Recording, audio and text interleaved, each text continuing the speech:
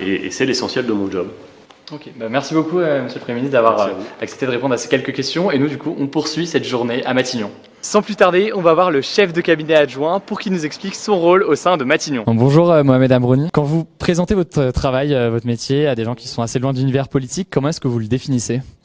C'est très simple. Le Premier ministre a un calendrier assez chargé. Il se déplace très souvent, qu'il s'agisse de visites officielles dans d'autres États, de visites d'entreprises, d'événements et sommets auxquels il doit participer, etc. Il se déplace beaucoup.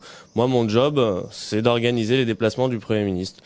Donc concrètement, je fais le tout en double. C'est-à-dire que avant le jour J, moi, je me déplace pour faire des visites de reconnaissance.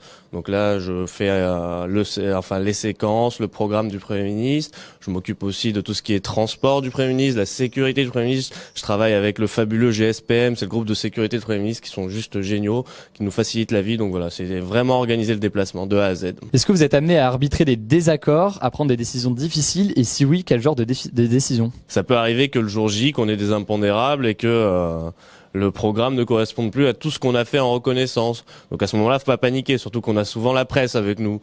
Donc voilà, un exemple, il se met à pleuvoir, on a prévu une séquence en extérieur, il faut qu'en 2 secondes, il faut qu'on trouve un plan de substitution. Voilà. Et une autre décision difficile que je dois prendre souvent, c'est que je tiens le timing des déplacements, donc je dois souvent empêcher le Premier ministre de passer trop de temps avec les Français alors qu'il adore ça et que les Français l'adorent pour l'instant. Donc espérons que ça continue. Il est donc 12h40, le Premier ministre a rendez-vous avec le président de la République Emmanuel Macron à l'Elysée dans quelques instants. Donc on va rentrer dans le cortège et se diriger vers l'Elysée.